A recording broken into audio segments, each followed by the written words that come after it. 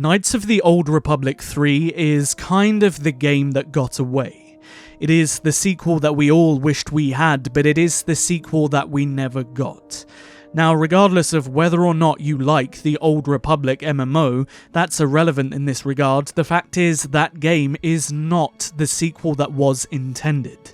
As much as people will say, well, the Old Republic MMO is KOTOR 3, 4, 5, 6, 7 and beyond, really think about that, because it's not, in any way, shape or form, a good sequel. And it doesn't matter how much mental gymnastics you use, the Old Republic is so far removed from what was originally intended to be the conclusion of the Knights of the Old Republic trilogy. And we do know that there were numerous versions of Knights of the Old Republic 3 to exist. We know that Knights of the Old Republic 3 was in full production at Lucasfilm at one point. There is names of companions, there was concept art, there was missions, there was planets. And we also know that Obsidian was in pre-production for Knights of the Old Republic 3 too, and they had drafted up an entire pitch to Lucasfilm. In fact, Obsidian specifically built Knights of the Old Republic 2 with the intent to finish the trilogy. That is why there is so much mystery and so much intrigue and so many loose threads, because they were intending to answer that in their final game, especially the mystery surrounding the Sith and, of course, Revan. Now, if you're interested in more details of Obsidian's Knights of the Old Republic 3 in full, check out the video in the top right that goes through a lot of it. However, there was one specific thing that I didn't talk about in that video that was spoken about in regards to Obsidian's Knights of the Old Republic 3 that I want to talk about in today's video, because I think that moment would have been epic, and I think it would have become one of the most iconic things from the entire franchise. So in case you're unaware, the lead designer of Knights of the Old Republic 2, Chris Avellone, has been pretty open about what he intended to do with Knights of the Old Republic 3. He spoke about what he wanted to do with the Sith, what he wanted to do with the overall galaxy, what he wanted to do with Revan, and of course what he wanted to do with the Jedi Exile. And there is one specific interview where he delves into a lot of this quite thoroughly.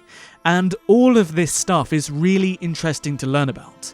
And there's one specific thing that he does talk about that he wanted to happen in Knights of the Old Republic 3 that just would have been so funny and so awesome to see play out. Now, in the interview, Chris goes on to talk about Knights of the Old Republic 3 and how the Ebon Hawk was going to be the home base, just like the previous two games, and that there were two companions that were absolutely going to appear from the originals. And they were T3M4 and everybody's lovable psychopathic robot, HK-47. And he also speaks about how we weren't going to be playing as Revan in the sequel, we were going to be playing as the Jedi Exile again. Now, during pre-production, they were drawing up all kinds of ideas and all kinds of big moments that they were planning to implement into the game that they were then going to pitch to Lucasfilm.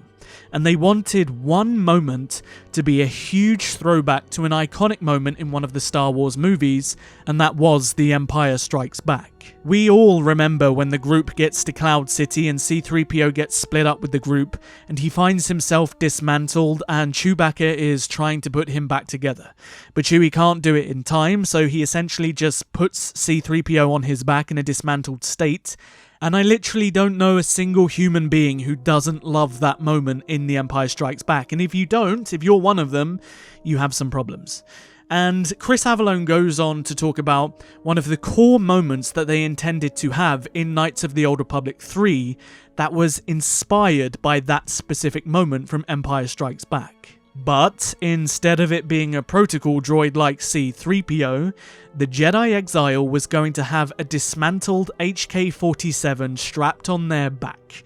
This whole sequence of the game was going to have HK literally in pieces, stuck on your back, holding a blaster rifle, and was giving you covering support while you were carrying him around, and you were trying to get him to some kind of repair station to get him rebuilt. Now, I don't know about you guys, but I can only imagine how funny that entire scenario in the game would have been. Because HK-47's dialogue is just unmatched in terms of pure comedy. And to have one of the most brutal, sarcastic assassin droids in pieces in a backpack protecting you with a gun just sounds absolutely brilliant. And my imagination runs wild with just how crazy they could have made this moment, and I do genuinely believe that it would have gone down as one of the best moments in the entire Knights of the Old Republic trilogy. Well, I mean, I do anyway. And as I said, Chris also goes on in this article to talk about how the Sith were truly going to be unique and how he wanted to really delve into their psychologies as much as their pure power. And if you've never read this article, I will link it in the comment section so you can read the whole thing through yourself. Like I said, there's some really interesting stuff in there about Knights of the Old Republic 3 and Knights of the Old Republic 2 as well. And it will always break my heart knowing that the guys that made the world of Knights of the Old Republic 2 so rich and so full had their plans in stone. They knew what they wanted to do with the final game of one of the greatest trilogies ever made. These masterful artists were clamoring to finish the story, but Lucasfilm just wasn't having it, and instead of giving Obsidian the opportunity, and especially the time, which is something they didn't get with KOTOR 2, they decided that they were going to make it, but this backfired with all of the other projects that they had, and financially they just couldn't handle it, and ultimately pretty much everything got canned besides a few games. And it is fascinating to see how even after all of these years, Chris still talks so passionately about these games. Even on Twitter, he is always answering fan questions about Knights of the Old Republic 2, and it's just really interesting to see all these new, well, I say new, quite a few years ago now, little details slowly coming out about what we may have seen in the final entry. But for me personally, just thinking about this moment with HK-47, as such a huge fan of this character, makes me so sad that we never got to see something like that, because it's so expanded upon just kind of the basic interactions you have with him in the first two games. It would have really kind of broadened his character. And it is a tragedy that we will never get to see anything like it. But that is life, and that is the nature of arts and game development in particular. But anyway, I have an interesting question for you guys today. It has been so long since Knights of the Old Republic 2 was released, and I'm sure so many of you have dreamt about what we might have seen in the sequel. So let me know down in the comment section below, what is one specific thing that you wish that we got to see in Knights of the Old Republic 3? For me personally, as much as I love the HK-47 thing, I think the thing that excites me the most would have been the first interaction between the Jedi Exile and Revan, and the back and forth and the dialogue between these two characters about everything that had happened to both of them in between the time that they last saw each other.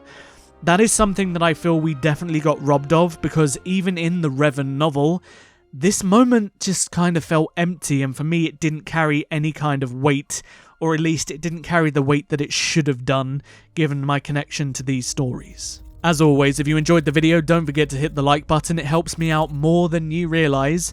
And if you haven't, perhaps consider subscribing to join the biggest growing Knights of the Old Republic community on YouTube. I'll see you guys in the next video. But until then, may the Force be with you. Always.